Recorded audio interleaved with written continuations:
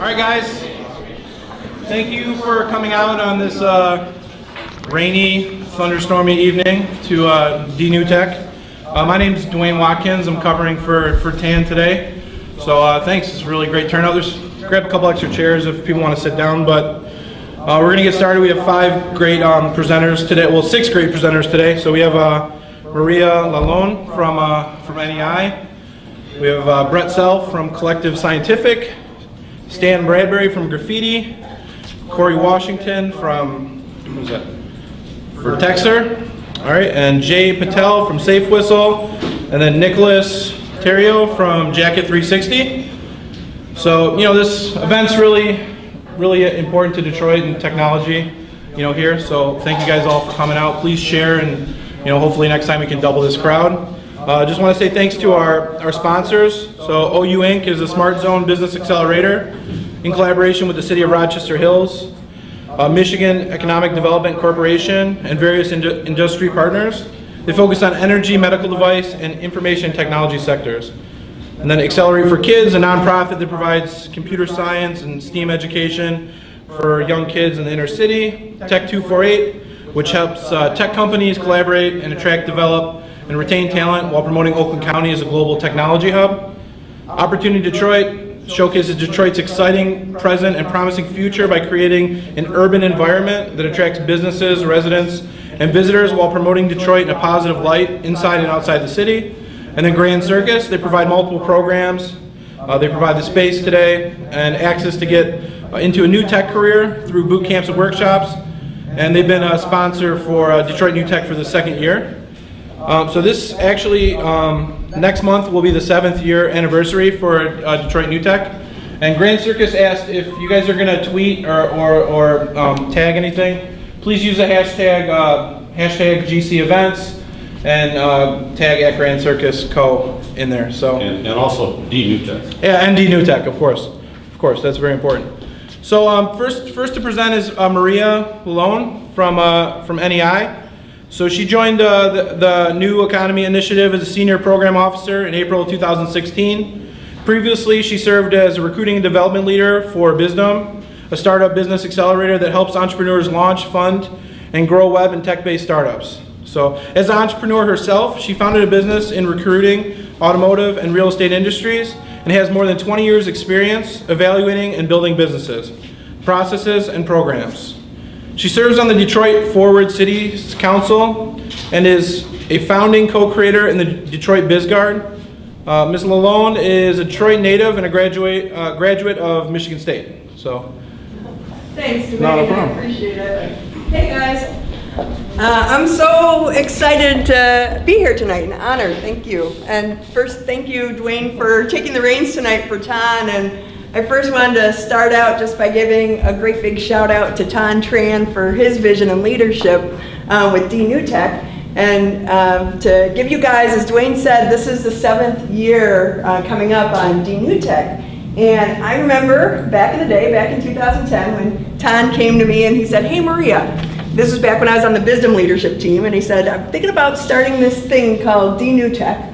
Similar to in Ann Arbor, they have A2NewTech, and it's just a great gathering for our startup community here in Detroit. And, would you be interested in supporting this?" And I was like, "Tan, that's awesome, totally." And so here, starting from an idea Tan had in his head, and the hard work and determination, 1,800 members later, and all you guys as part of this great startup community, I just thank all of you for being part of this. And this is, your network of support for each other, and for Tan's leadership, and for Roger's incredible dedication to both DNewTech and A2NewTech for many years to help to bring together a great community for you guys to all help each other. So it's pretty exciting. I say that to say, one idea you all have with your startup and pushing that forward, what you can do and accomplish to make positive change happen.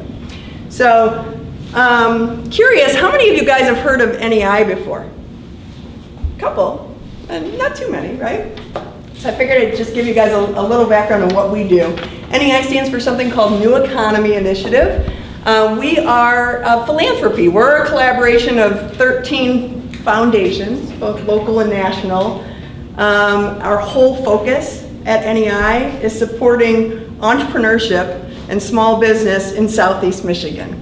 That is our whole mission, to try to build an inclusive network of support for all different types of entrepreneurs, from small business, neighborhood businesses, to high growth, high tech businesses, so that you all can have the support that you need so you can build incredible opportunities and create wealth and help move our community forward. So I just really, our work is doing what we can to support you. To give you an idea of those 13 foundations, they include the Ford Foundation, the Skillman Foundation, Kresge, the Community Foundation for Southeast Michigan, the William Davidson Foundation, the Ralph C. Wilson Foundation. They all pooled their money together so we can do what we can to support you to have a network of support. So to give you an idea on how we do that, we've got about $150 million in grant funding that since 2008 we've been deploying to different nonprofit support organizations in Southeast Michigan. Though you haven't probably, many of you heard of NEI, perhaps some of the folks that we support so that they can support you, some Tech Town, Ann Arbor Spark, Automation Alley, Endeavor, Venture for America, Prosper Us, the Build Institute, that on and on, those different organizations trying to give you access to capital, access to mentors, technical assistance. So that's the majority of our funding. And then some of it is providing capital directly to small businesses, existing small businesses, so that they can grow and prosper in our neighborhoods. There's a program we run called Any Ideas. I don't know if anybody's heard of that before, but it's a grant program where each year for the past 4 years we give out $500,000 in grants directly to 32 small businesses to help. If we gave you a grant, what would you do to grow your business? What would you do? Great, let's make it easy to get capital directly in their hands. So that gives you some idea. So with that, I wanted to share with you some of the impact that you guys are all making together. So we collect data from our entrepreneurship support organizations, the grantees that we support, and I want to give you a snapshot through the end. In fall of last year, fall of 2016, we aggregated some numbers from the last 7 years to see, like, so what's happening? What are you guys doing collectively? And with the support, with that support of these entrepreneurship support organizations, over 4,400 entrepreneurs have been supported through those services. How many, does anybody have a guess how many startups have been created here in Southeast Michigan that we could even track through our grantees over the last 7 years? Anybody want to take a guess? 250. 250? Anyone else? 800. 800? 1,610. So it's great. I mean, it's growing. I think about when I first started my first business, and there was like nothing available for support. I went to the library, I went to the SBA, and they gave me a front and back page piece of paper on this is how you write a business plan, and I had to figure it out. So this right now, you guys, is a really good time to try to create a startup and make something big happen. And all that being said, even with the support that's available, it's the toughest road you're ever going to go on. And with the support that NEI has, to kind of put that in perspective, what we're doing in Southeast Michigan is the largest philanthropically led initiative of its kind anywhere in the country. So that's a really good thing for us as Detroiters, right? So just know, in Southeast Michigan, access those support services. This is your community. This is your family to help you figure it out and lean on each other and go, holy cow, I can't figure out one of these 8 million different things about where I'm getting stuck or how I grow my business or how I figure out the legal aspect of it. I encourage you, just make sure you continue to come to things like DNewTech and these different support organizations to kind of point you in the right direction. None of them are going to know all of the answers, but you're going to get a little tidbit here and a little bit tidbit there, and then trust your gut to say, okay, that's crap, I'm not going to listen to that, but these two, that was really helpful, or this person they connected me to might be a potential great big customer. So hopefully that gives you some ideas, you know, as you're moving things forward. You guys are doing really important work for our community, and we now have some really powerful numbers to show some of the results. You guys have raised over $600 million in capital just in the early stage startups, that's aside from some of the bigger capital raises. That's powerful. You've created over 17,500 jobs that weren't here. Those are real opportunities, real money in people's pockets. And what do you guys think? Any guess as to the overall economic real output from our entrepreneurship community that have been served by over the last 7 years? Any guess what that's had, what type of a real economic output that's had for the region? $300 million. 300 million, great guess. Great guess. $1 billion. Hi, by the way. $1 billion. Two great guesses. 2.9 billion. 2.9 billion. That's real. That's what you guys are doing. So we collect that data so that we can help others to understand you need to support entrepreneurship. You need to make sure that we give you guys the tools and the keys you need so that you can make a good impact on the economy and the region. So hopefully that gives you some inspiration to know that it's making a change through this very green startup community that we have. Still, after these years, it takes 20, 30 years.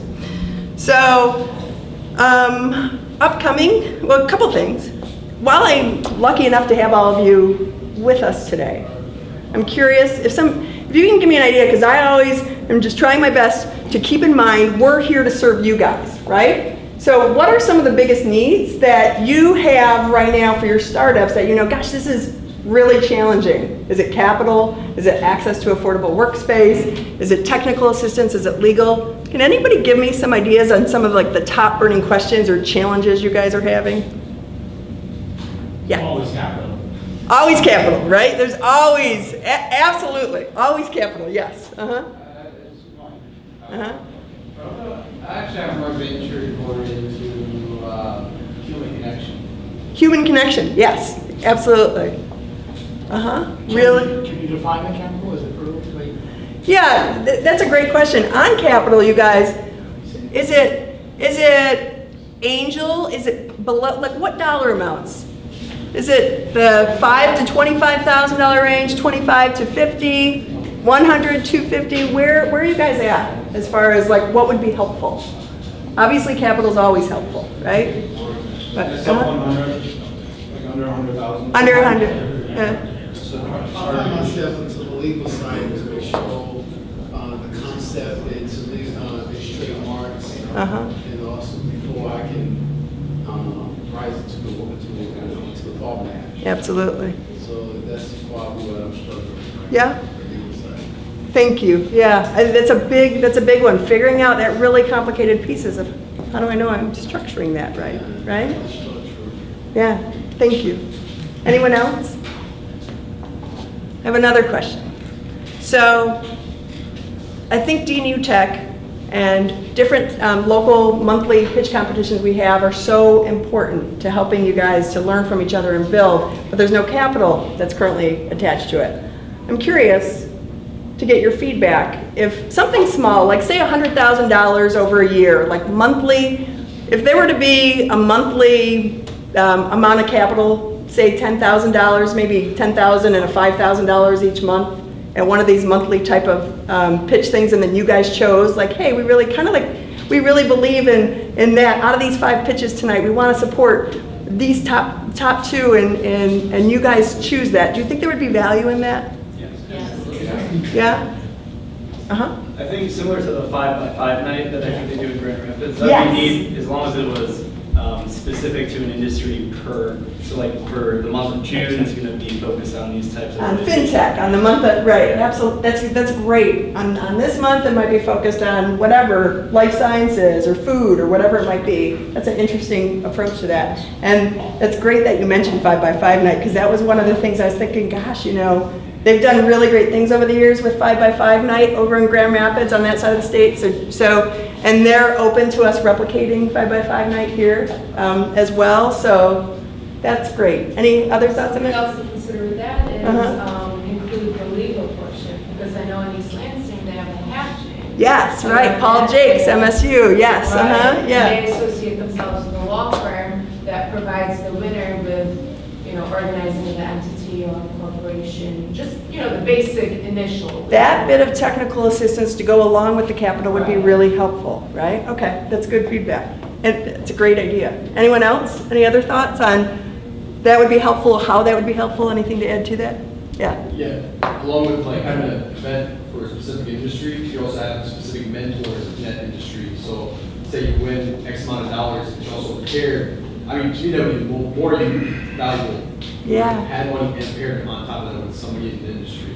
Excellent. Okay, so adding a mentoring component to it. Yeah. Okay, Yeah. great. Anyone else? Yeah. I would like information from maybe experts who can talk a little bit more about social enterprise. Yes, absolutely. There, by the way, there's Michigan Women's Foundation is doing a social enterprise. Empower Her is the name of it. Check into that. So, yeah, it's a really great new program that Ford Foundation is funding. Anyone else? We're talking about ICOs. Yeah. Token sales. Pardon? Token sales. Yeah. ICOs. Yeah. We talk about those. ICOs is basically starting a company and the cryptocurrency space, and then you actually end up getting your project funded through token sales. By Yeah. actually having a coin associated with your cryptocurrency project. Yeah, I think fabulous. This is a great idea, and it's actually, does anybody else have any other thoughts on ICOs and that component?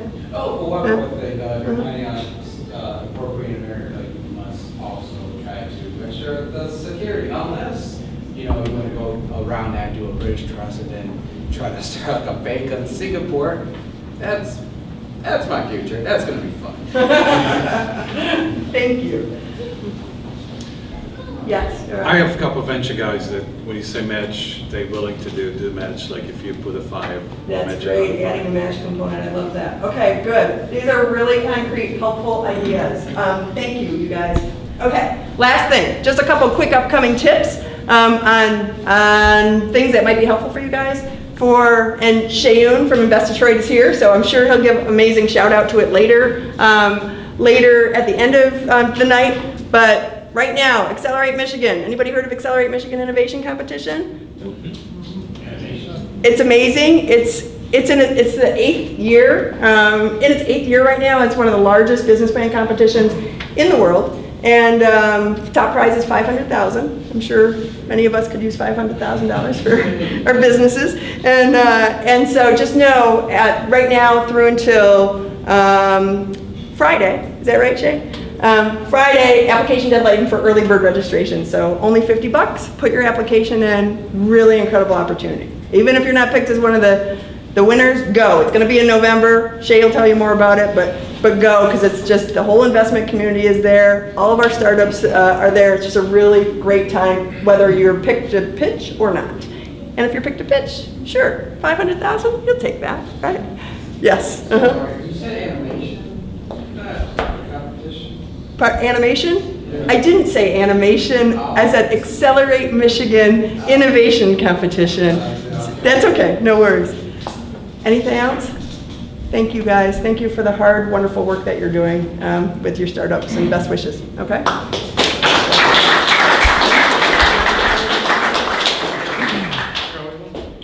Cool. Thank you very much. So the first presenter we have coming up is Bret Self from Collective Scientific, and they are a software that accelerates the pharmaceutical drug discovery process.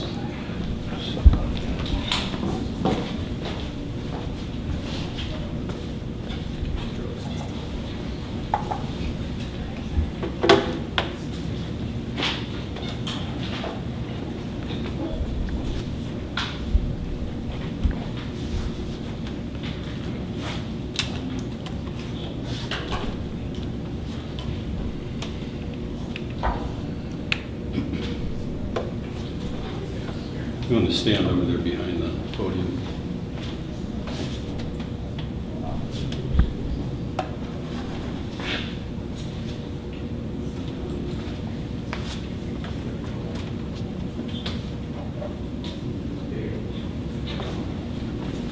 Yeah, stand over there where Dwayne was.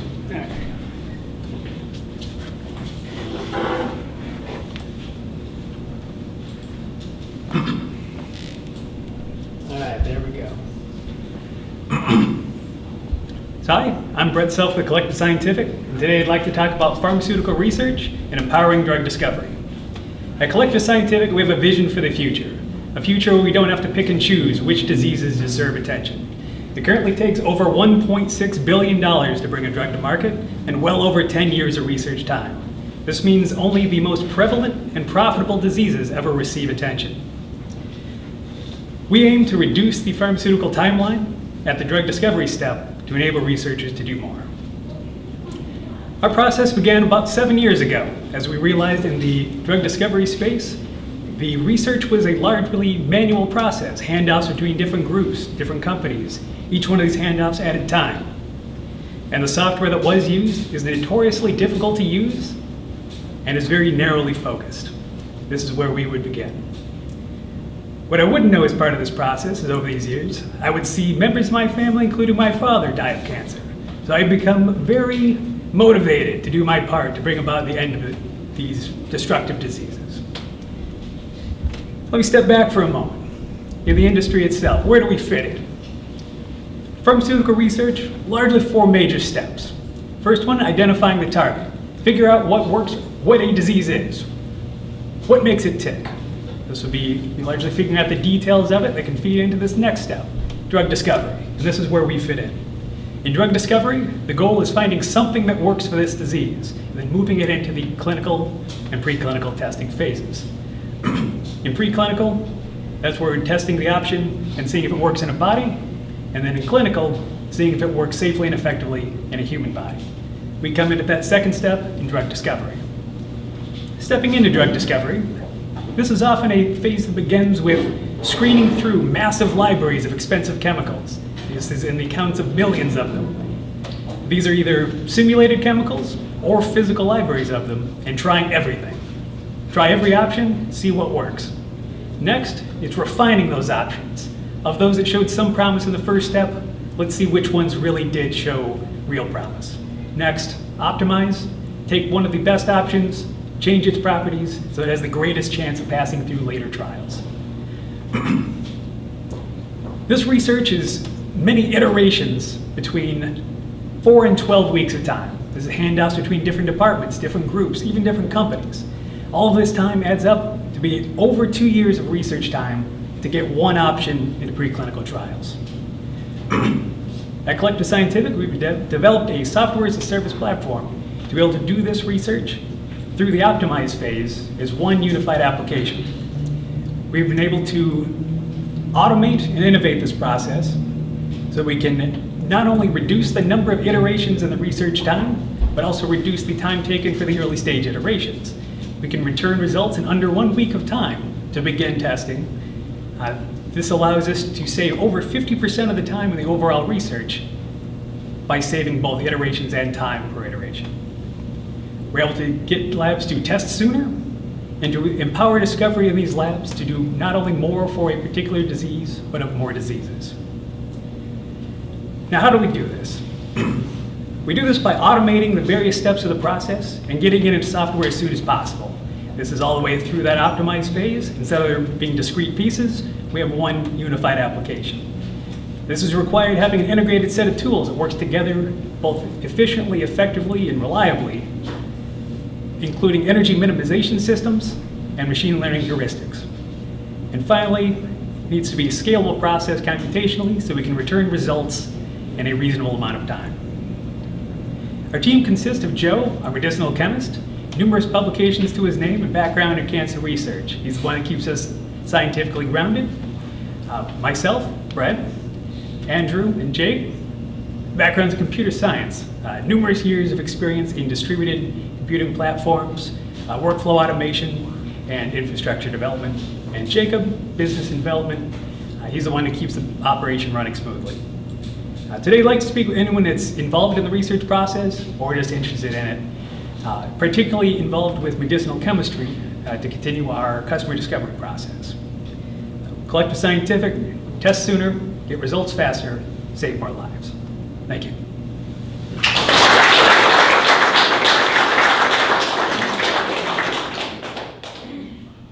Any questions? I have one. So who are your customers? So the customers would be early stage research firms, including pharmaceutical companies that are involved with the early research, but also university drug discovery labs, and also doing other contract work for contract research organizations. Okay, and follow up, have you talked to any of these potential customers yet, and what are their response? Are they interested, or from interested to I'm very intent on purchasing this when this is fully finished. Now, the way we plan on entering the market as part of this process is more on the service side initially. So as opposed to having it as a piece of software that is installed on-premise, we're beginning by doing it as a research service through this software. So as we're kind of handing off between and at the end of the result process. So here we would start off with doing contract research as is a normal outsourcing part of doing pharmaceutical development, and then work into having this as a more available, more just online platform. We've seen pretty good results at when we get to a point of being able to have the results and test results out and available, then we'll begin demos, and we've seen some pretty good interest on doing that. I mean, I'm familiar with how software as a service works. I'm just asking what are the responses between your potential customers? Positive. Positive as it's interested, or positive as I have full intent on purchasing this once the software is actually complete? Oh, as it would be more as the research services, it's not exactly a purchasable product at that point. But interested in getting the demos, getting the project started, and becoming used as part of a pilot group, start getting some results. I mean, I understand. I mean, what I was asking is, I know that building software takes a long time. You want to make sure you get out the bugs. I know that point. The question I'm just asking is, were they intent on buying? I didn't say that they buy it. I said, are they intent on buying it once it's finished? Yes. Do you have a suggestion for the approach that it should follow? Software to do based on the question. So what's a suggestion? I actually am here to actually get a lot of information. I wouldn't try to follow up, but I just wanted you to get to the other side of the room. I guess the more go in detail, you said you're very intent, and I want to try to elaborate more on what you're like, yes. Yeah, now let's talk afterwards. We can get into some more details. Okay, so everyone else has questions, so I got no further questions. Put one up here. Yeah, so just a general question, what inputs do you use to your software? So as you said, in the old-fashioned method, they use everything, right? They try everything and see what sticks, kind of. So I know in a little bit on that side would be, they'll have some chemists, as you do too, and then they'll try to, branch and things of that nature. So on the software side, what kind of inputs do you use to start your, preemptive science? So the primary input would be the crystal structure of the disease. You'd start with all the coordinates of everything that's either that entire protein or some section of the protein. And enough research would have to have taken place as part of the target identification to know where the likely binding pocket is, whether something already exists, or at least the research has shown that's probably the place. So given a crystal structure and that particular binding site, we can start from there and computationally derive the So you follow the methods that they do, and you're just doing it on the software. Rapidly, yeah, computationally, and do more of the steps along the way. Thank you. No, thank you. That was every time. Thank you very much. All right, thank you.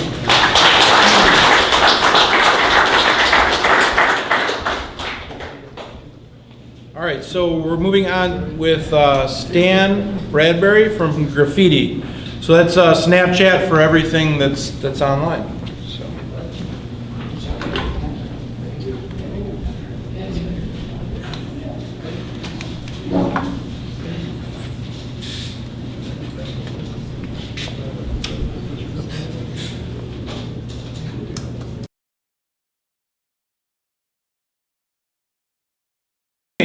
Thank you.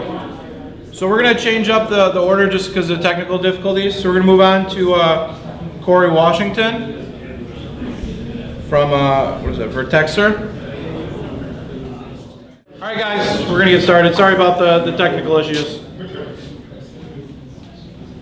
Hi, my name is Corey Washington. I'd like to tell you about my company, Vertexer. So 2 days ago, I got an email from a recruiting firm, and they were trying to fill a position in my area of data analytics. Asked me if I knew anybody that I could recommend. And I sent in the name of a couple of friends who were in the general area. Just want to remind you how this worked, right? A company hired the recruiting firm, who then looked around to find people in the same field, like me, called them up, asked them for recommendations. I gave the names, they sent it back in. Recruiting firm gets a big payday, right? This is a very strange situation, as you can imagine, right? right? It's very circuitous. Right? The key element in here, right, is basically the firm and the person making the recommendation. The recruiting firm is a middleman. Our goal is to cut out that middleman. It's well known that referrals are the fastest, most efficient way to hire. Sorry about that. Over here? I gotta stand here? Okay, sorry about that. All right. You know, employees know the company and they know the person they're recommending. So it's not surprising that people come through referrals are more likely to be hired faster and stay longer. It's the most efficient way to hire. But it's not perfect, right? Because the networks are limited to people at the company, and employee referrals don't increase the diversity of the company because they replicate its culture. Our goal is to improve upon employee referrals, basically by expanding beyond employees. Employees aren't the only people who can recommend candidates for a company.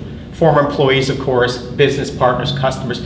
Anyone who knows your business well and is close to you is going to know who's a good fit for you, and you can draw them into your recruiting network. Our goal is to make a kind of a network around the company consisting of people who will make direct referrals, cutting out the need for expensive recruiters. And these are the people you really want to care about.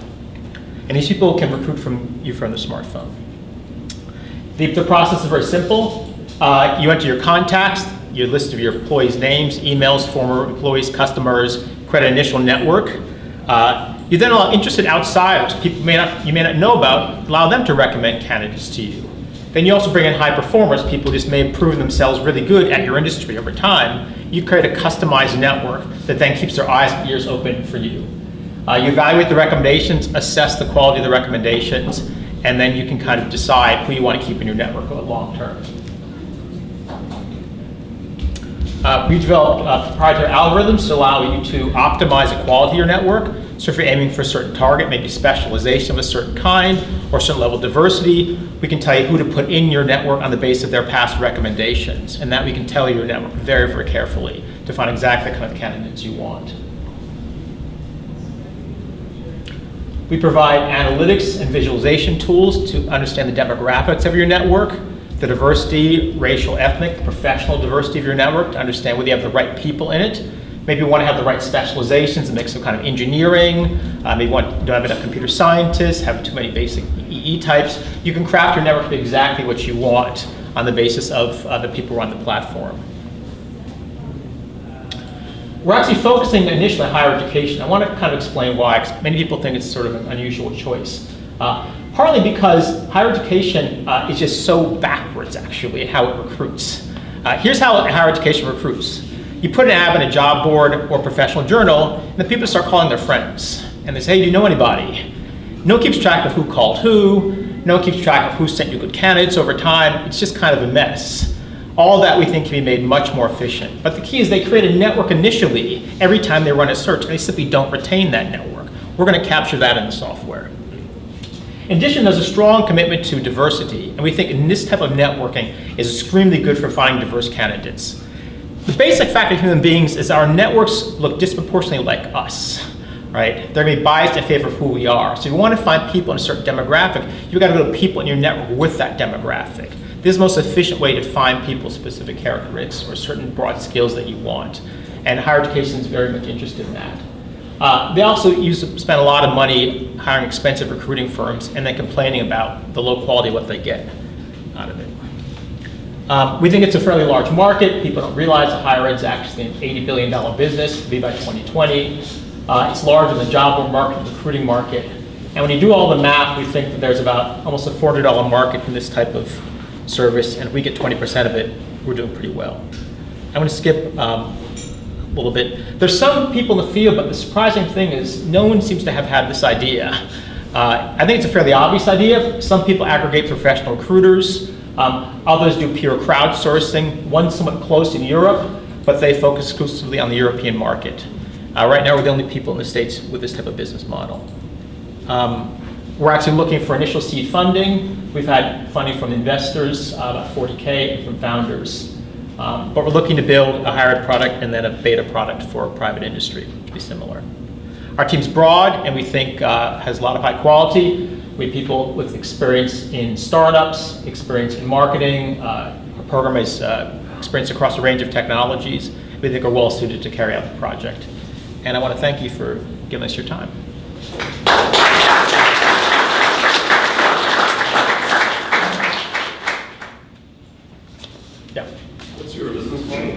Our business model for the sector we're focusing is higher ed. It's enterprise licenses. And I actually work at university. This project got started at MSU. It's pretty consistent for us to pay 100 to 250K a year for enterprise licenses, and more 150K for one single recruiting firm for one single search. So we think it's quite reasonable to expect about 100, 150K for a year of license per university. Yeah. Are you incentivizing people to participate in open source? So yeah, this is interesting. It's a little bit complicated because academics are kind of uncomfortable with money, but of course that's what universities run on. So they don't want to pay people directly. So what we're going to be doing is we will actually pay high-performing recommenders on the platform. So universities will not pay them directly. They don't want to pay recommenders directly, they say. We'll be just like a kind of recruiting firm. If you're a high performer, we will compensate you for your efforts. So are you looking at replacing or integrating with ATS systems? We'll be integrating with ATSs. They're in the onboarding business, from the recruiting business. No, you mean ATS means? Applicant tracking systems. So you said in the automotive business? But applicant tracking systems. Yeah, I know. We want to integrate. We'll be integrating with ATSs. So we're working to integrate with PageUp right now, which is being used by MSU, because they follow a candidate once they come into the pipeline. Our goal is to bring the candidate into the university pipeline or organization pipeline. Yeah. So basically, you're building a network of people and creating branches that you can pull from and recommend to a company. That's exactly it. But so my question is, the whole reason of calling a person that you know, or if they know anybody that can be employed, is you want to have that connection with that. You have the connection with the person. So my question is, if you the further you branch out, let's say it's third degree or fourth degree out, and you pull somebody from there, you really don't have that connection with that person, right? Is that in context? I think that's right. We emphasize that this technology is facilitating something but shouldn't drive it, right? If someone's giving you a candidate, you should reach out to them and say, look, I've gotten great candidates from you over time. Thank you very much. I'm going to be communicating largely through technology, but these people are providing a very valuable service to you. You want to treat them, with a lot of respect. So I think this is sort of a culture change in how you recruit. Everyone in the organization should be involved in recruiting for that organization and keeping their eyes and ears open. And the technology just facilitates, and people beyond the organization, of course. So initially it's the trial and error kind of thing, and then eventually you'll find that person who'll give you the candidate. Yeah, I think, look, you've got to initially have people come in, right? And you're going to see some people are going to, you simply track the performance over time, right? You look and see who's recommending candidates that you interview and hire. And what's your name? Brooke. Brooke. I might say, look, Brooke's given me 8 out of 10 people he's given me, we've interviewed, they've been really good. That's going to pop up in the analytics. And very quickly we'll realize you're someone we want to pay attention to. Is the intent so like each customer or university is going to get its sort of customized network? That's it. Every organization gets its customized network because they're going to vary. Now, there'll be overlap, of course, within the same industry, right? But they're going to, if you're very far apart, the networks will vary somewhat, even if you're in the same industry. So as a follow-up, how long do you think it takes to create an effective network for every customer that comes down the pipe? That's something that's got to be a matter of sort of empirical right now. I think you'll realize fairly quickly the people who are statistically giving you very good recommendations, right? You simply have to look at the top 5 of them and see. And people are going to be incentivized to perform well because they'll know that they're being rated on that basis. So I expect that within 6 months, if you get 5 recommendations, you'll know who's batting 5 for 5. Out of curiosity, is there something that would take into account people that have been suggested for a job but then didn't work out? So something, I guess, to track less than stellar employees. Yeah, absolutely. This is one of the things that I think is important. You want to follow someone actually who goes through your organization, and you can use that to feed back on the person who made the recommendation. Okay. So, people come through who perform very well might not look like high performers initially, but you'll note 2 years down the line, that person's been giving me these sort of employees. So it's a long-term relationship.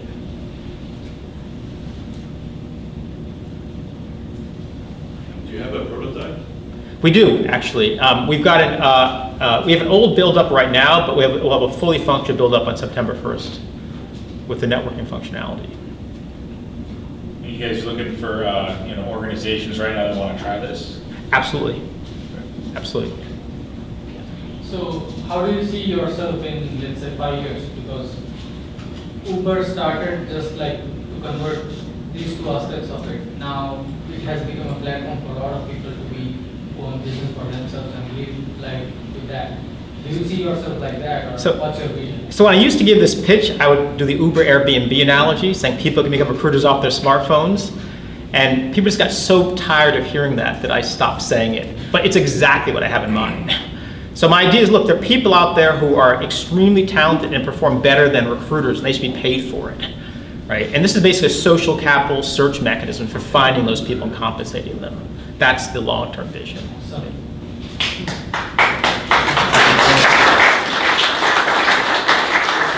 Thank you so much. Want to give Graffiti another show? Yeah. All right, sweet. So we're going to come back and take a look at Graffiti with Stan Bradbury. And that's Graffiti is the Snapchat, but for everything online. That's how this works. Wow.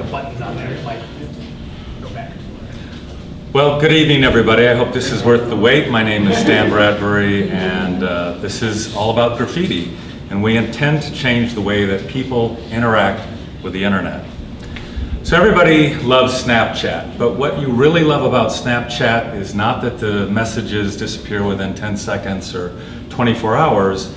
It's that anytime you create a photo or video, you're adding this extra layer of creativity on top of that image before you share it with a targeted set of friends. And people really enjoy those tools that Snapchat gives them to be creative with the content they're creating. People love commenting online as well. In fact, they want to comment on anything and everything.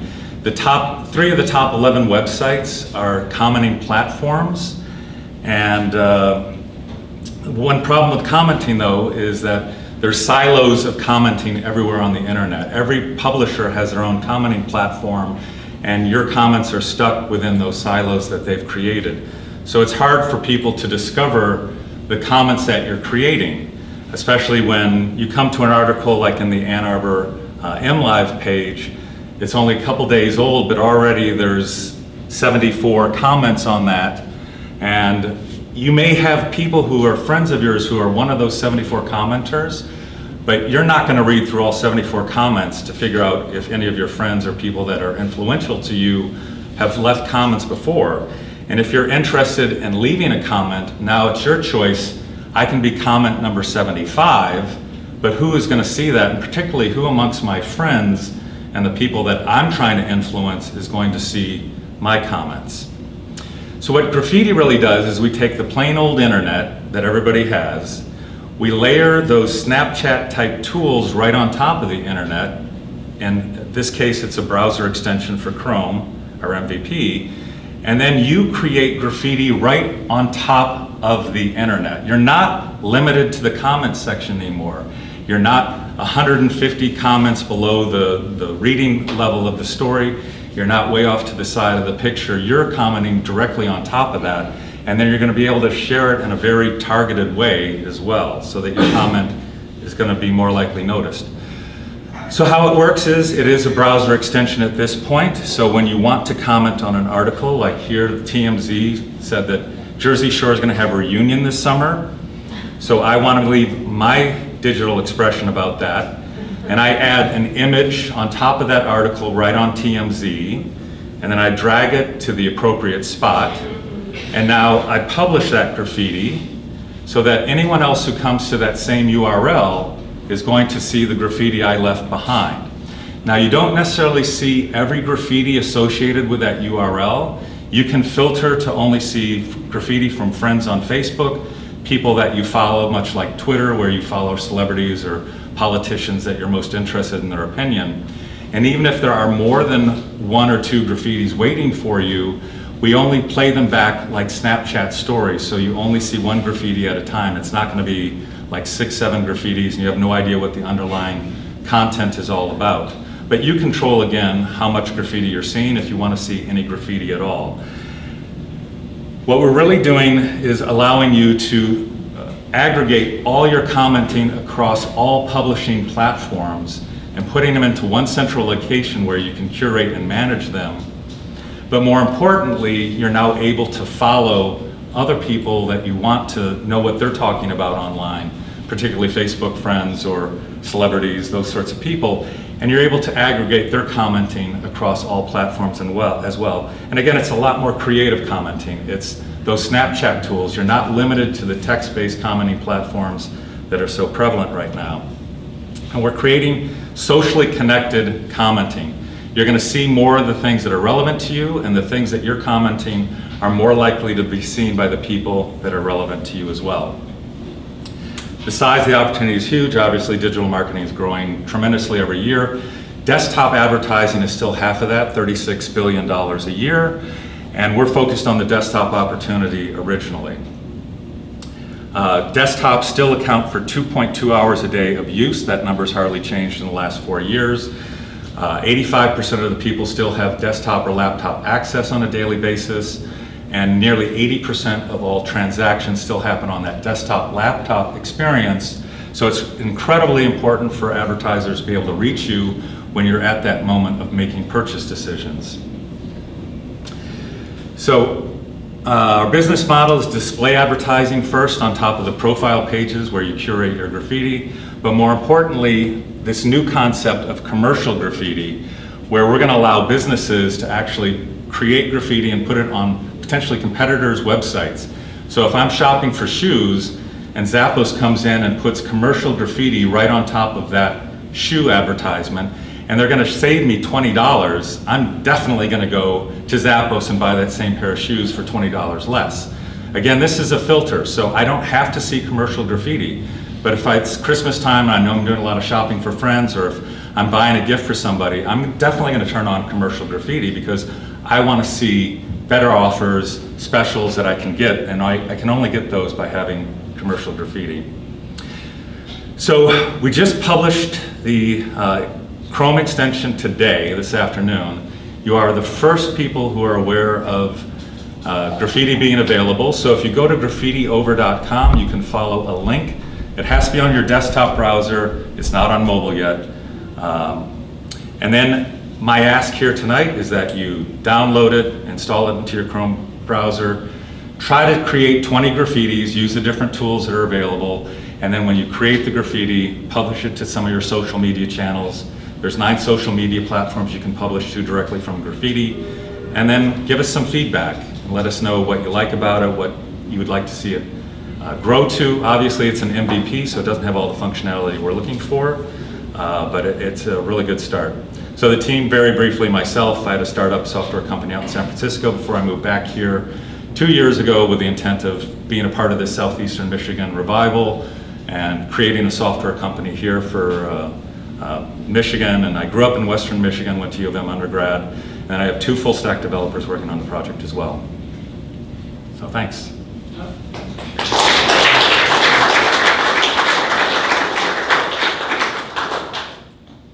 Others that try to do things like this, Genius, you know. Rap Genius, When you Rap your Genius now, I think it's right. called. How are you different, or why do you think this is going to be different this time? Rap Genius was a very straightforward annotation software play where you could only highlight text and all your commenting happened in a sidebar that was very text heavy. We are ignoring that whole paradigm. We're actual graffiti on top of websites, and we don't need the website to participate with us. There's nothing the website has to do. We track your URLs. When you're creating graffiti, we know which URLs you're creating graffiti against. We're XY coordinating that so that when other people come to that URL, if their filters match you, the creator, then they're going to see that graffiti. And again, it's multimedia. Right now, it's graphics, it's text, it's emojis, but will end up being audio and video graffiti as well. It's going to be completely different from annotation software, which is not really a sexy product. Is there a link to let your friends see it without having their actual plugin? When you share it on your social media, everyone who follows you on social media will see your graffiti. That's part of the viral characteristic. So every time you repost your graffiti to any of your social channels, there's actually a little advertisement for Graffiti over at the bottom and where to go download it, so people can start to create their own graffitis. Well, and then in that case, just a screenshot type of thing? It's a screenshot that you're reposting, yeah. Cool. Awesome. Yeah. Great question, though. Thanks. You guys allow like similar. You're looking at me because I see that camera coming around at me. Okay, so one thing I was actually wondering is how soon... Excuse me? Excuse me, come on. He was talking. Oh, sorry. Oh, hey, no, it's all good. No, I was just wondering, you know how there's geofilters and like people can submit designs and stuff like that for that. You're gonna have some situation where if someone has really cool design or something like that. That would be great. You could contribute to some of the filters, Right. and overlays and all that. Great idea. So we haven't gotten that far, but that's really a good concept. And we will have top-rated graffiti. We'll have trending graffiti. Just like in Twitter, you'll be able to sort of see what's really popular right now and then potentially follow those graffiti artists that you really like. You'll be able to go to their graffiti artist page and see their history of graffitis. We also will have anonymous graffiti. Right now, you have to use your Facebook profile to register. You still have to have a Facebook profile to register, but if you're on a website where you don't necessarily want your Facebook picture showing up when people see the graffiti you left behind, you can leave it anonymously. It won't show up in your own profile page either, so people won't be able to follow you because you're anonymous, but they can report you, and we are very serious about reporting graffiti. We don't want this to become like Snapchat, which was just sexting for teenagers. We want it to be fun and get away from the darkness of the comment sections on websites where everyone's just bashing away with the text and just trying to slam each other with text. We want it to be creative so that you're really trying to out-create other people. You're trying to use some funny filter, you're trying to like add a funny caption. So hopefully it will raise the sort of general level of commenting as well along the way. And again, you have to have a Facebook profile. Yes, thanks. Okay, so I have actually two questions. First one, how soon are you going to roll out with the mobile one? About a year from now, we want to build a huge presence in the desktop space first, and then we do have a mobile strategy. We think it's going to be a lot easier to get into mobile once we have a hardcore base of followers who are willing to go with us into the mobile space. Right now, mobile browsers don't allow extensions or plugins, so it would be very, very difficult for us to have a reliable mobile product where 90% of the people's time is spent on apps which don't have the same trackability within the use of the app. Okay, and my second and final question is that I know that you said that you wanted the place not to go to the dark side of the comments, but have we all heard about Microsoft Tag? No? Basically, Microsoft said, hey, let's create AI, let's show her all the wonders of the internet.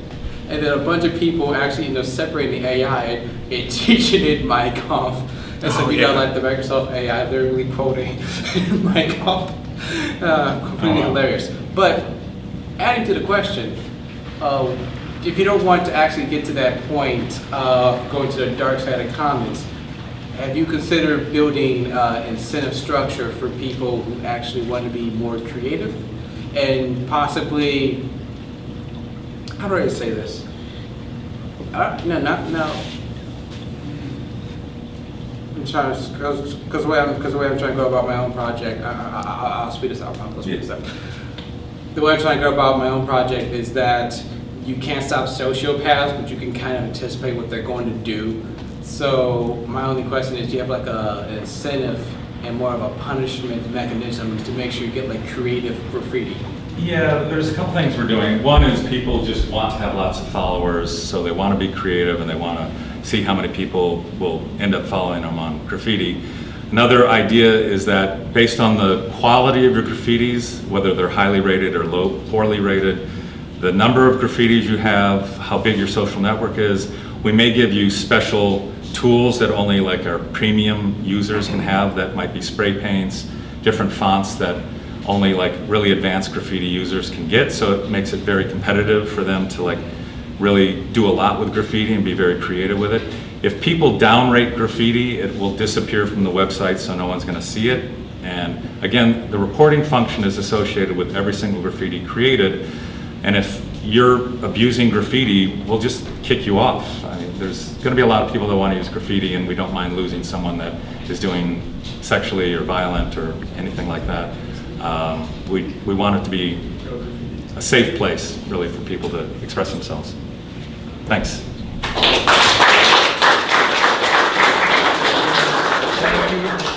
Thank Thank you very much. So now we have Jay Patel from SafeWhistle, which is an encrypted, anonymous corporate whistleblowing solution.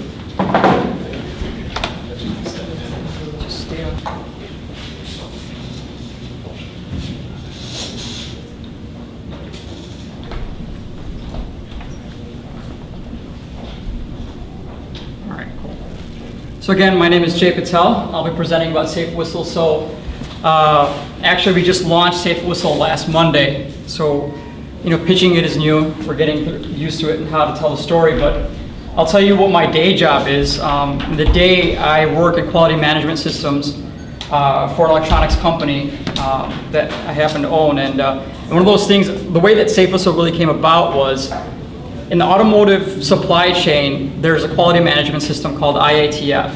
And in there, it's now mandating that all corporations have a whistleblowing policy. So the first problem was, how am I going to implement this whistleblowing policy in my company of 12 to 15 people? We're not a huge organization, so I went through the whole idea of what should I do, hotline, Dropbox, whatever it may be. I was really looking for a really great anonymous solution out there, and I really couldn't find it. Talked to some people and figured, it was worth a shot in making SafeWhistle. So what is SafeWhistle?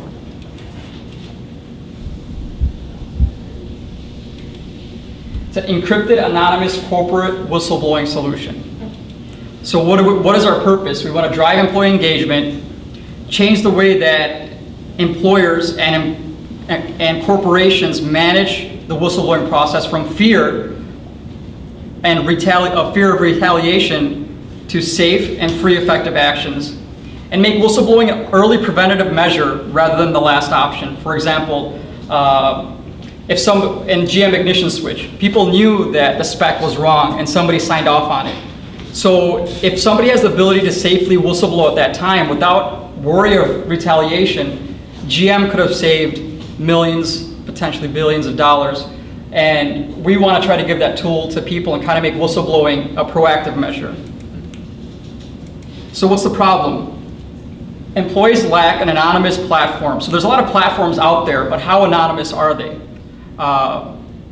Who owns the data? Does a corporation, organization own the data, or is it a third party? And the systems right now are antiquated. Like, if you have to do it, some companies have hotlines and anonymous phone booths in the corner of their factory. Some people have dummy terminals that you can report anonymously, or they have drop boxes. So one way or another, if the company really wants to find out who the person is, they can. So then why now? Why are we coming up with this right now again? There's a lot of need for it. Uber, Wells Fargo, GM, etc.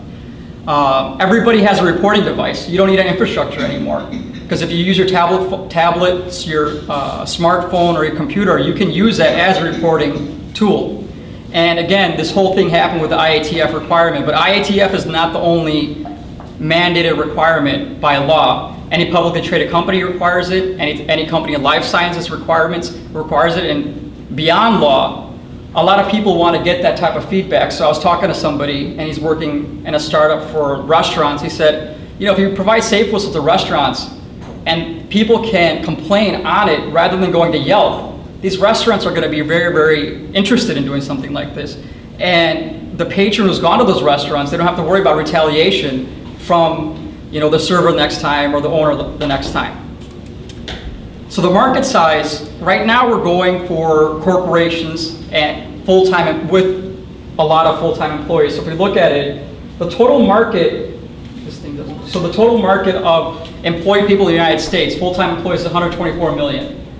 We're thinking that we can hit approximately a third of them, 44 million employees. So we're looking at hitting Fortune 500, Fortune 1000 companies who are publicly traded, and are mandated to do this. And then we're going to hit that first, and then we're going to try to go for some other industries. So there's competitors out there, which is great. So obviously there's already demand, and there's already a requirement for it, and other people are doing it, but we feel we do it a little bit better. So again, the product is SafeWhistle. It's an encrypted, anonymous corporate whistleblowing solution. So let me go through that. Encrypted.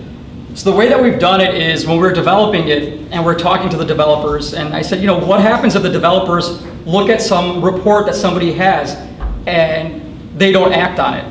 At that time, we would have legal responsibility and we would be culpable because we knew something was going on, but we didn't act on it. So first thing is that we've made the database encrypted. So if hackers get into it, or even our developers get into it, and they open up the database and see a report, they just see a bunch of gibberish. There is no data that is understandable in our database. Anonymous. The way that we keep it anonymous is there's a lot of systems out there, and our competitors create applications that you have to download on your phone, and with that, when you download it, you can see who's downloaded the application, and you can narrow that range. Or if it's a desktop application, you have to log into it. For our system, we don't have to do that. The way that we do it is we assign a specific randomly generated code that we can make expire after 3 months, and the employer will give them a new code. So you go in, go to the form, enter the code, and the employer may be able to check to make sure that this is not a false report. So if they know that there's a big black dot in the ceiling, a dirty spot in the ceiling, they may ask, where's the dirty spot in the ceiling located in the office or the shop, right? So it's a subjective question, so people outside who get that key can't troll the company, right, and just create random reports. So we have a subjective question that we're working on. And then it's corporate. So once the whistleblowing is done, the corporation, whether it's a third-party investigator, or whether it's the HR department, or whether it's a compliance department, gets that report in, and they're able to look at it. They're able to react to it. We have an auto-escalation policy, so if this person doesn't do something within 15 days, 20 days, it'll go to a superior. Corporations have layers, so I can say, well, the CEO has their own SafeWhistle code that reports directly to the board of directors. My supervisor has a SafeWhistle code, and he reports directly to the CEO. So we can generate a discrete amount of codes that represent something. So even like, for example, if you're an automotive OEM and you have multiple facilities and multiple factories and multiple departments, they would be able to generate a code and communicate that to everybody. So if you have a grievance or an issue, you can get the right code and report it. The product is a trusted third-party application, and it's completely anonymous. No data of the whistleblower is ever recorded. There's no application, phone application, so there's no traceability. Private, nobody can see the data, not even us, and that's great for the whistleblower and the corporation. If we're hosting that data and hosting those reports and we get hacked in, we don't want the corporations to feel like their data can be exposed and they can be held hostage. And it's applicable to any industry. The industries that we're going after right now are automotive, hospitality, healthcare, elder care, life sciences, and I guess we really want to go after elder care. So the encryption. So when we talk about encrypted, our CTO designed this, we had our specs. So there's if you want more information on it, we can talk about it offline. And if you really want more information on it, we can get you in contact with our CTO. But it's 256-bit encryption. It's multi-stage encryption. So for you to actually get to the data, you need 3 keys, whether you're on the whistleblower side or whether you're on the corporate side. Okay, so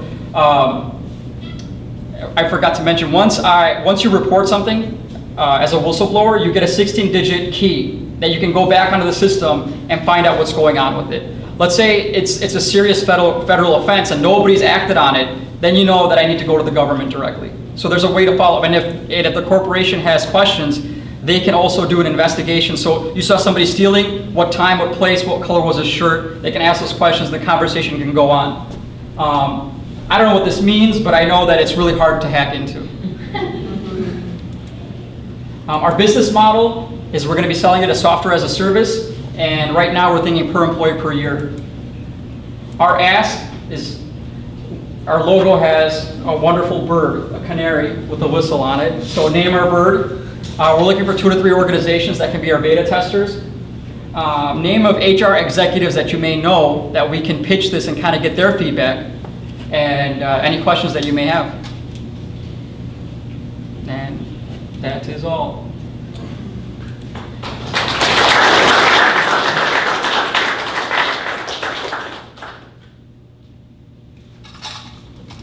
you said to prevent like false questions, you do subjective questioning, but I can still go on with giving you false. As you said, like if there's a red spot on the ceiling, you can go, it's in this building, it's in this corner. What's the next step to make sure that? So I think that there's always going to be some level of abuse, and everybody abuses everything. Even right now, whistleblowing programs are abused. What we're providing is a tool. We're not going to prevent. There's no way we can prevent abuse from happening. If somebody has intends to do something bad, we've seen in humanity that they will find a way to do it. So we can't really prevent that from happening. But good investigators can find out whether this is a false claim or a true claim. So you're gonna go investigate that side of it, or? So once I do the claim, right, the investigator can follow up with me to ask me certain questions, and in those questions they can find out whether it's really a true report or not. So, question. So, like, say you have, an automotive company, plant, a parts supplier, or something like that. They're saying, okay, I can potentially save money, right? So, if there's like an OSHA violation or something like that going on, and it's at the management level, maybe the, business owner wants to take care of that, right? Yeah. I don't know exactly all, what would go on with if there was a violation or something like that, but wouldn't they think, like, I'd like to handle this internally, like, do you guys have an obligation if there was a violation to report it or something like that, or you'd rather have them handle it internally so it doesn't turn into something bigger? So what's your obligation, like, say if there was a violation? So we have zero obligation. We provide a tool. It's like, you buy a car, whether you go to work back and forth with it or you do something very damaging with it, it's up to you. We just provide the tool. Okay. So we never see the data at any time. And as a business owner, if there's an OSHA violation with the supervisors pushing on the employees, I would want to know. Right. Rather than have OSHA come in and shut the whole place down. Right, and so that's what we're trying to look at. And that use case is exactly the one that we're trying to pinpoint and kind of show that this is the value proposition for SafeWhistle. Okay. So let's say somebody has a complaint. Who gets the information and how are they notified? So basically the way that it's done is every corporation has a compliance officer. If they don't have a compliance officer, HR department, if they don't have it internally, they have it externally. And these people would have access to these reports and they'd be able to log in. Right now, our recommended method is if it's your job, open it up every single day and make sure that there isn't any reports, because we've looked at doing emails and other type of notifications, but as soon as you open up the database, you become vulnerable. And we want to make sure that our system is completely secure.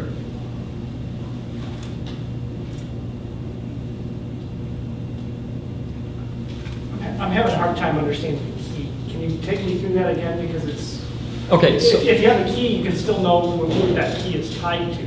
So there's two keys in this. Okay. So if you're the company and you sign up for it, you get I think it's a 6-digit key. That's a unique identifier for the company. So if I go to Whistleblow, I would go there, enter your company identifier, and then do the whistleblowing. After I hit submit, I get a 16-digit key that says, write this down, keep it in a safe place, so if you want to follow up and participate in the investigation, you can do that. But didn't you say there was a key for the individual user on who that reports back to, or what chain, or? So once that's done, on the user administration side, each user would have their own key in the background to be able to unlock the code. Okay. So, like for example, let's talk about General Motors, because they're right up the street. Their compliance department's huge, right? Great. So they may want to have 20 people look at it, so they would be able to access it that way. Yeah. All right. Thank you.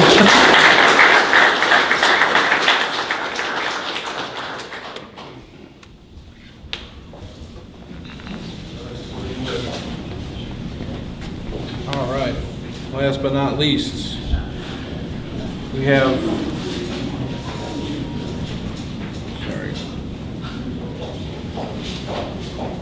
wait, they're not bringing anything on the computer, so it's Jacket 360, so I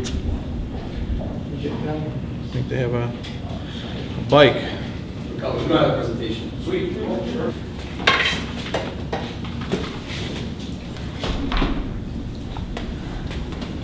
gonna hold it today? Yeah, so Great. get it. We don't want to do anything. Jay, if you want to, the honors. So I met these guys walking up and down the street in downtown Rochester. Practicing what you're about to say. Get out of the office. Is everything in the shot? You good? Sort of.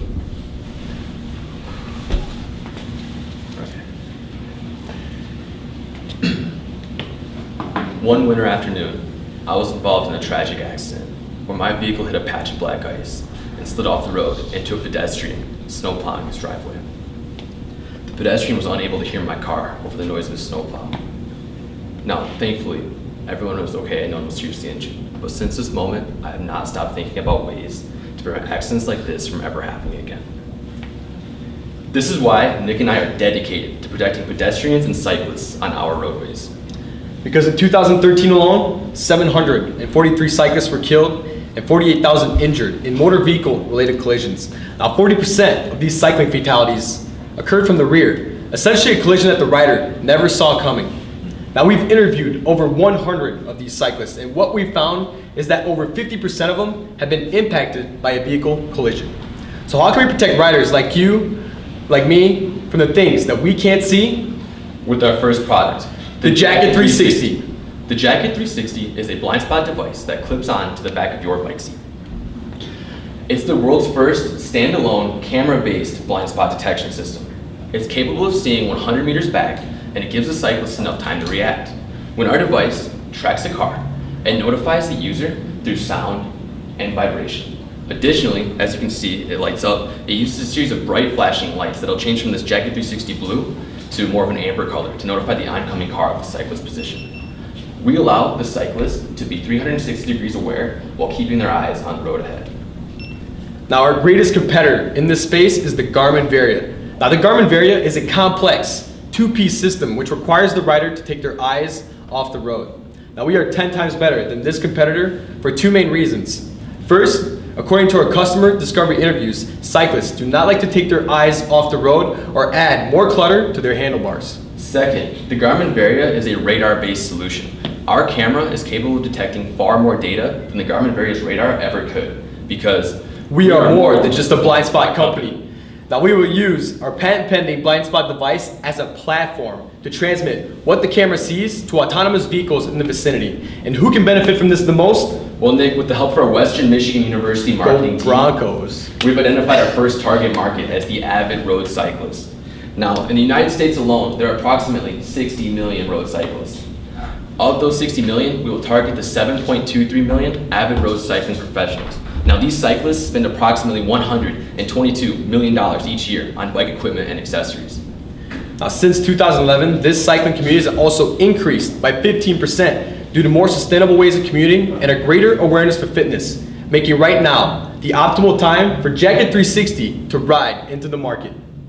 Now, to go to this market, we will first rent our minimum viable product through bicycle rental shops to get the feedback we need from a variety of users. Second, we will share our product with influential bloggers in the cycling community to gain credibility and showcase our product at trade shows for cycling shops. All of this effort will go into a successful Kickstarter campaign in April 2018. Now, we've been working really hard with the SBDC, and we believe we can produce our first unit for $80 a unit. Now, after talking with multiple cycling shop owners, we also believe we could sell it at a 63% margin. Now, accumulated over 5 years, that would help us reach a $4.5 million EBITDA, and this is exactly how we're going to do it. We're going to add one distributor per year for 5 years. Each distributor has approximately 600 stores.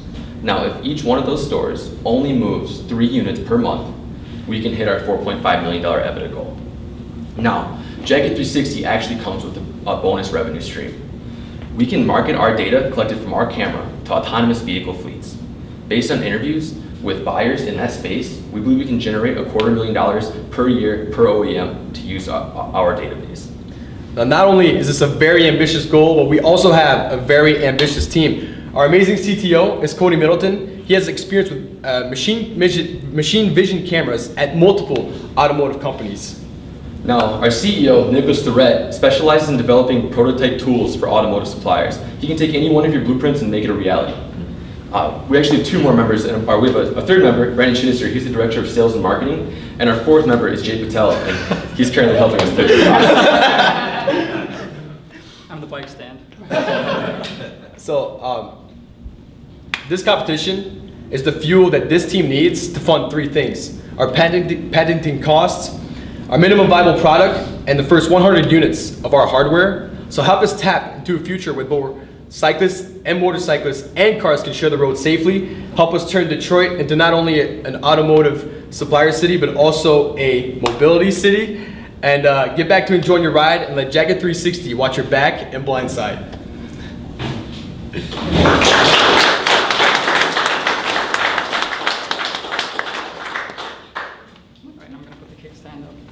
Is there a kickstand? There is no kickstand. You're it. It'd be really bad. I saw your hand up first. Yeah. So, what are the indicators? Like any car approaching or something? Yeah, so basically we're tracking the cars, and we define, in Michigan, you need to pass the car within 5 feet, or outside of 5 feet of it. And so if the car's trajectory is indicating it's going to encroach that zone, we're going to notify you with sound and vibration. Sound and vibration. Yep. And then also using the lights, you're going to let the car know that they're potentially going to make a mistake and be too close to you as they pass. So, in the low light conditions, how do you take? Because the main danger that I see is at night. You don't see the cycles at night. So Absolutely, that's a really good point. One of the advantages of night driving though is that cars have headlights, and that's something we can track instead. Oh, so you, from your algorithm, you track the car lights. Exactly, Yes. yeah. Yeah, Corey. So I'm an avid cyclist, so I think about this all the time. So I'm just trying to imagine, right? I'm on the side of my road.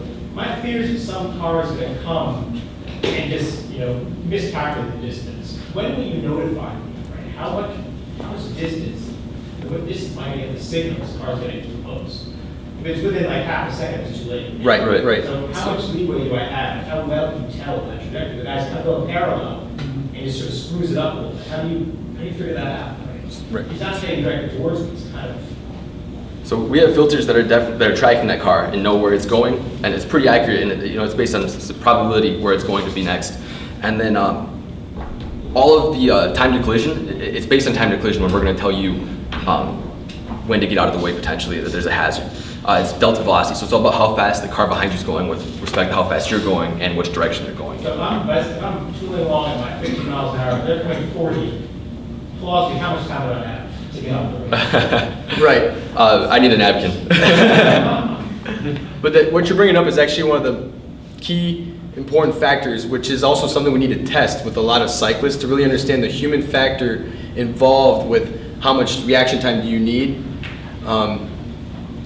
And the point, we can't avoid a collision, but we can keep you aware so that you're aware of your surroundings essentially. So you're not constantly looking over your shoulder and missing what's in front. Essentially just giving you a nudge like, hey, there is a car behind you, be aware.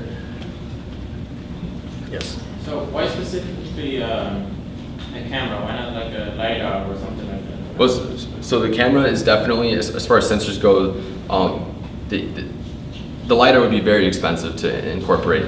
The LiDAR would be, and then there aren't many solid state LiDARs available, in this case, so you have your green moving parts, and then the camera provides so much more versatility in terms of, well, the LiDAR, don't get me wrong, can detect a lot more data than the camera can, but the camera is capable of detecting more data that we can use than the radar is capable of doing. Radar can just give you position more than anything, but we can actually identify objects and tell you what they are.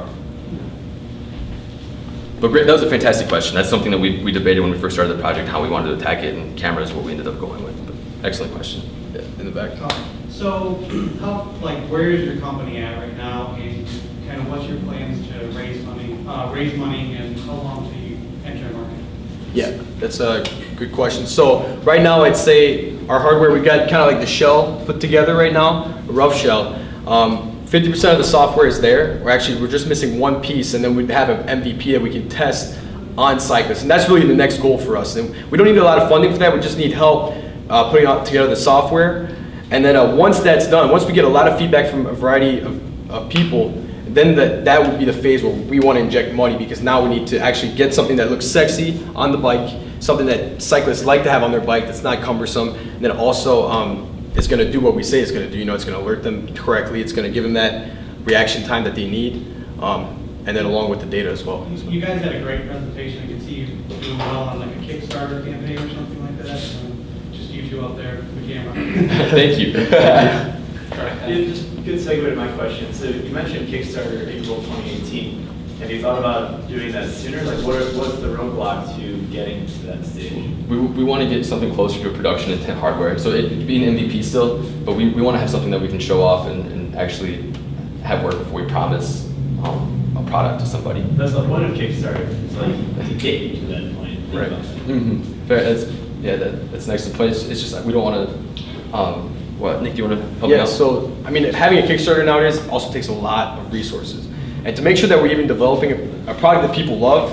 And me and Cody say that all the time. You know, put it on the people. It's got to be something that people love. And if it's not something people love in the first place, you know, that have actually tried the MVP, then what's the point of having a Kickstarter? Which is why we're putting that MVP stage way ahead of the Kickstarter. And once we get all the bugs out, that's when we'll go for a Kickstarter campaign. But I see what you're saying though. It would be, you could technically do it the opposite, where you do the Kickstarter just to test out the market prior to having a product. So I guess it's all about how you want to do it. Right. How would you go about convincing cyclists that use the helmet mirrors to go with this product instead, which is more expensive than the helmet mirrors? Absolutely. So I mean, after talking with so many cyclists, I mean, some choose not to wear mirrors because they're cumbersome, especially the ones that are right here. I'd say that, I mean, out of the 100 I interviewed, less than 10% actually had a mirror in the helmet or even had a mirror on their handlebar. So it's not so much something they like to have, and it's cumbersome, and especially the ones that are hardcore, you know, riders that ride in the streets, that's not really something they like to have either. So. Have you thought about any like Bluetooth capability to it? Because most cyclists sometimes wear headphones, and if that was a capability, do you think like that would like kind of impact their buying decision? Absolutely, yeah. So you're suggesting using, what would you use the Bluetooth for? To use signal, because it shoots out a signal, correct? Yeah, it vibrates and then it lets you know with sound that somebody's behind you. So if that like sound, like, you know, when you have your headphones in, you can hear your text. Yeah. If that was capable. Mm-hmm. Yeah, that's a great idea. Yeah. We would definitely look into Actually, adding that may be an advantage too. Yeah, that's a good point. You want to look at, there's actually a product got released in Tour de France this year. It's a spin-off from Lalonde. It'll be actually targeted motorcycle and cyclists. They have a product where the camera can see half a mile away. And I think the product is $49. What's it going at? What? Talk to me after I. Okay. Okay. But they, Half a mile? It's actually fully developed and tested in Tour de France. Everybody got excited. Mitsubishi is going to manufacture it. Wow. So you want to look at it before you spend a lot of time in it. It's still the same thing, and it's using the Bluetooth to actually give a certain sound to the rider. Yeah, we would love to know more about that. I haven't heard of Mobileye getting into anything other than the automotive They industry. developed a camera, actually trained on automotive, that can see 2 miles away. Because if the train were to stop before you hit a car, they need at least a mile and a half, 2 mile warning. So this camera can see 2 miles away. Wow. It's amazing. Check it out. We have one more question. I just want to piggyback on both of them said. A lot of serious cyclists actually have like a holder for their phone, like right on the handlebars. So if they integrated with Bluetooth, it would probably be better for all around. Yeah, absolutely. And you got a question? We can take it up offline, but yeah, I don't know. I have a couple of more questions. Thank you. Thank you, everyone. Thank you.